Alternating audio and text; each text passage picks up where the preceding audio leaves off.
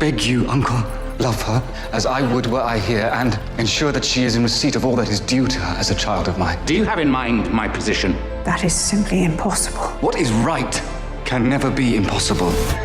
What has she been named? Dido, Belle, Lindsay. She takes your name. I am not ashamed. We will call her Dido. Belle is the story of my character, Dido Elizabeth Belle, who was a real girl who grew up here in Kenwood House, where we are today, in the 1780s. And her mother was a slave, but her father was part of the aristocracy, Admiral Sir John Lindsay, who was...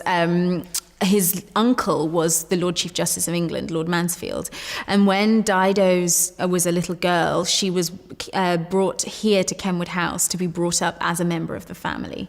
And it's inspired by a painting. There's this dual portrait of Dido and Elizabeth, which now hangs up in Scone Palace in Scotland. But it was of the two of them. And I think for the time, the depiction of Dido and her status in the painting is quite unique. And they're treated with equal value in the painting. It's a really, really unique painting. What attracted me to the painting was Belle herself, that I went around. I was looking around Scone Palace when I saw the painting and saw her looking directly at me. But what attracted me to the story was I saw immediately a chance to tell a story, an emancipation story that would have a black person in the middle of it.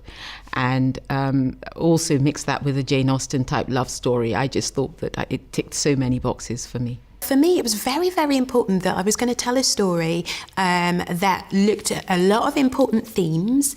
So it's looking at race, gender, status, class. It's looking at all those themes, but sort of all wrapped up in a beautiful love story. And in many ways wrapped up in, and that's a romantic love story, I should say, but also wrapped up in a paternal love story, the story between the uncle that adopted this young girl and became her adoptive father, and this young biracial girl in herself. The interesting thing about this man, Lord Mansfield, who owned Kenwood House and lived here at Kenwood House, is that he was also the Lord Chief Justice of England. So he was the highest judge in the land and a very powerful man at the time, that he chose to make this incredible decision of raising a woman of colour in his family. A lot of the difficulty we had is that we don't usually see black people in that context. And so whenever you had the script, people would often say, oh, was she really at the table? Was she really there? There was almost like a believability gap, and people would always want to have something that felt more familiar to them, which usually involved her being not ill-treated, but certainly put aside. And I was determined not to have those sorts of scenes, that if we were going to say that she lived under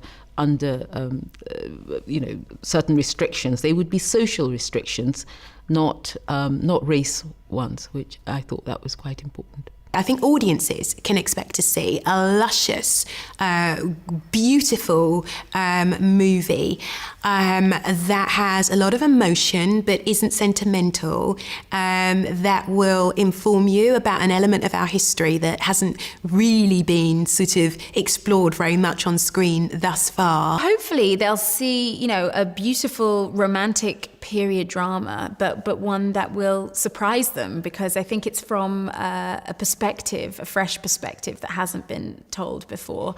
So hopefully, they'll be inspired and uplifted by it, and go on an epic, imaginative journey of this character. There are rules in place which dictate how we live. You break every rule when it matters enough, Papa.